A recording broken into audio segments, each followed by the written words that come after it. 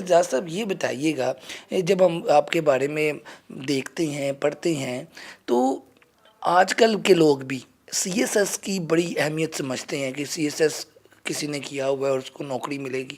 آپ نے اس ٹائم پہ سی ایس ایس کیا جب واقعی سی ایس ایس کی بڑی اہمیت تھی، اور پھر نوکری بھی نہیں کی، چھوڑ دیا، کیا وجہ تھی؟ اور پھر اپنی وکالت میں آ گئے، یہ کیا وجہ تھی سر؟ یار علی، یہ سوال مجھے لوگ پوچھتے رہتے ہیں، اور جس سے مجھے لگتا ہے کہ سی ایس ایس واقعی بڑی اہم چیز ہوگی۔ میں نے تو کوئی اس کو سیریسلی نہیں لیا۔ اچھا سر، کیا اس وقت مائنڈ سیٹ کیا تھا؟ مائنڈ سیٹ یہ تھا کہ سارے ہی امتحان دے رہے تھے۔ آپ بچوں کی پیدائش پہ 1 سال اس کی عمر کم لکھاتے تھے کہ وہ سی ایس پی کا امتحان دے سکے۔ ہاں بالکل ایسے ہی 20 سال بعد وہ سی ایس پی کا امتحان دے سکے، اس کی ایج، اور اس کو 2 چانس مل سکے، اور وہ اسی ایج سے کم۔ یہ ایک روایت تھی۔ بالکل۔ اور یہ آپ سوچو، یہ 60-80 سال پہلے سے روایت یہ چلی آ رہی کہ کم لکھاؤ۔ اب میں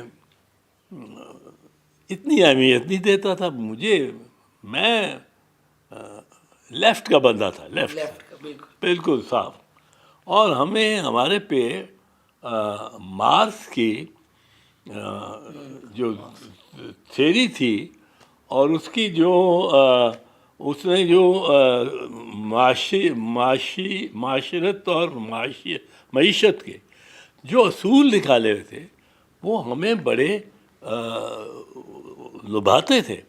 اس کا جو مذہب سے والا معاملہ، اس کو ایک طرف چھوڑا۔ اس کی جو تھیری ہے یہ کہ انسان مختلف طبقات میں بٹا ہوا ہے، اور طبقات میں اندر کشمکش ہوتی ہے کلاسز کی۔ دوسری اس کی تھیری جو سرپلس ویلیو کی، اضافی پیداوار کی، وہ کہتا ہے کہ جو مزدور ہے، جو غریب ہے، وہ اگر کارخانے میں کام کر کے 10 سائیکل ایک دن میں جوڑتا ہے، بناتا ہے، تو 9 سائیکلوں کی قیمت اور جو منافع ہے وہ آجر لے جاتا ہے، مالک لے جاتا ہے۔ 1 سائیکل کا اس کو دیتا ہے جو آمدن ہے، اور وہ اس لیے 1 سائیکل کی دیتا ہے کہ یہ سروائیو کر جائے، یہ کل پھر آ جائے گا۔ مطلب کہ اس کو لالچ ہی ہے نا، اس کو بالکل سروائیول کی لائن پہ رکھتا ہے کہ یہ زندہ رہے اور کل آ جائے پھر کام کرے۔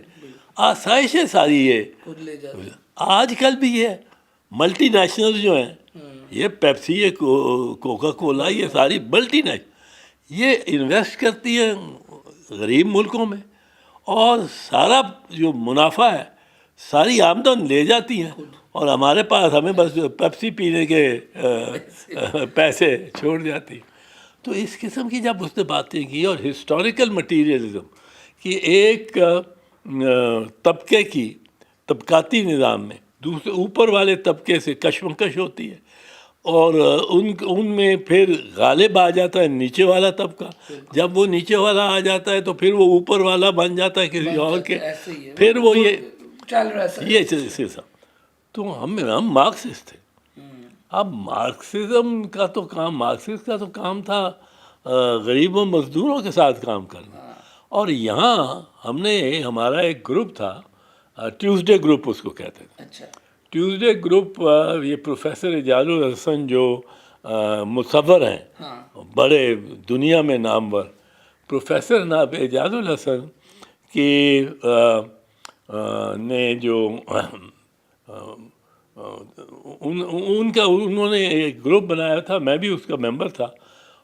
وہ ہم لیفٹ کے بندے ملا کرتے تھے ہر منگل کو، تو اس کو ٹیوزڈے گروپ کہتے ہیں، اور ہم اس میں بالکل علمی اور اس قسم کی بحث سر کرتے. سوال یہی ہے کہ مطلب کہ یہ باتیں یا یہ چیزیں لوگ ابھی بھی کرتے ہوں گے، لیکن اتنی طور پہ پریکٹیکلی ایک چھوڑ دینی چیز وہ الگ چیز ہے. ابھی بھی گورنمنٹ کالج میں یا یونیورسٹیز میں اس طرح کے گروپ ہیں، لیکن وہ صرف باتوں کی حد تک ہیں، بیٹھ کے ہیں، ڈیبیٹس بھی لوگ ہوتی ہیں، لوگ ابھی بھی بڑی بڑی باتیں کرتے ہیں، لیکن جب عملی طور پہ آتے ہیں نوکری کے سلسلے میں تو پھر وہ یہ چیزیں بھول جاتے ہیں.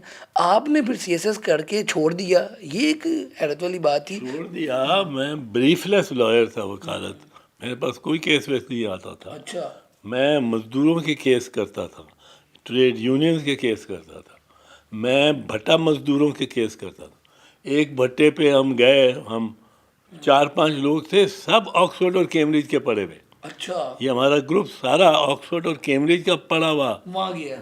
یہ یہاں ہم لاہور میں ہم یہ باتیں بتانا چاہتے تھے، اور غریبوں کو اور جو مزدور اور کسان تھے ان میں ہم یہ شعور دینا چاہتے وہ تھے. تو خوش ہو گئے ہوں گے جن کے پاس آپ گئے ہوں گے. نہیں ہم وہ تو خوش تھے، پر مالکوں نے بندوقیں نکال لی، رائفلیں ہم پہ فائر ہوئے. ہمیں کہا گیا کہ یہ اس وقت کا مارکسسٹ آج کا یہ ہے جو دہشت گرد. ہم رہتے تھے، ہم کوئی قانون کی خلاف ورزی نہیں کرتے تھے، سائیکلوں پہ جاتے تھے اور یہ لاہور کے ارد گرد علاقوں میں بیٹھتے تھے ان کے ساتھ، مزدوروں کے ساتھ. بھٹا مزدوروں کو ہم نے نکالنا شروع کیا بھٹوں میں، اور وہ جو قید ہوتی تھی ان کی ایک قسم کی یہ جو قرضے میں، وہ قرضے میں پھنسا کے رکھتے ہیں تاکہ وہ چھوڑے ہی نہ اپنا کام. نہ وہ جا ہی نہ کہیں سکے، تو ان کو قرضے میں پھنسا کے رکھتے ہیں. تو وہ ہم دیکھتے تھے، ہم ان کو سمجھانے کی کوشش کرتے تھے. تو اس زمانے میں نے امتحان دیا. وہ اس لیے دیا، میں سچ بتاؤں کہ ہر کوئی دے رہا تھا، تو کوئی اس سے چارہ ہی نہیں تھا. وہ آپ کی ویسے یہ بھی لوگ کہتے ہیں کہ اس ٹائم جو سی ایس ایس کرتے تھے لوگ اپنے جو رشتے ہوتے تھے وہ اس بنا پہ کرتے تھے کہ سی ایس ایس لڑکے نے کیا ہوا. یہ بھی ایک وجہ تھی وہاں پہ. بڑی وجہ تھی. میرا دن مجھے یاد رہتے ہیں ایسے. اور یہ تو تھا 14 جولائی 1970 کو میرا رزلٹ آیا. اچھا. ابھی مشرقی پاکستان مغربی پاکستان ایک تھا، اور یہ یونائٹڈ پاکستان میں اول آیا. اچھا. تو میں 14 جولائی کو آیا تو میں نے فیملی میں بتانا شروع کیا کہ میں جب اکتوبر میں جانا تھا اکیڈمی کو جوائن کر، تو میں نے بتانا شروع کیا کہ میرا نہیں دل میں جوائن کروں. کنٹینیو. اور میرے ماں باپ نے مجھے کچھ نہیں کہا، انہوں نے کہا جو تمہاری مرضی ہے تم کرنا. پر میری بہنیں اور یہ بڑی تذبذب میں تھی. میری بھابھی کہ یہ کیا کر رہا ہے، یہ اپنی زندگی خراب کرے گا، اس کو چانس اتنا ملا ہے، ٹاپ کیا ہوا ہے، اس کو تو بیسٹ جابز ملنی ہے. تو مجھے انہوں نے، تو میری والدہ نے میرے ایک ماموں کو بلایا جن کے میں بڑا قریب تر تھا، اور وہ میرے ساتھ ان کو میرے کمرے میں ان کی چارپائی ڈال دی کہ تم اس کو ذرا کنونس کرو.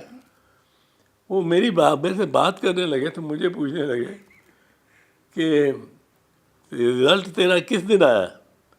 میں کہا ماما 14 جولائی نو. آج کی تاریخ ہے؟ میں کہا 1 اکتوبر. کہنا ہے کچھ 2-2.5 مہینے ہوئے. میں کہا تنوں پتہ ہے اتنا 2.5 مہینے تیرے کنے رشتے آئے؟ ایک نہیں آنا. اس سے پہلے ایک نہیں آنا، چھٹی ہو گئی تیری، یہ تمہیں جوائن نہ کیتا. اور میں کہا ماما کوئی تتی میرے نال ویاہ کر ہی لے گی. تو بشرا ملی گئی.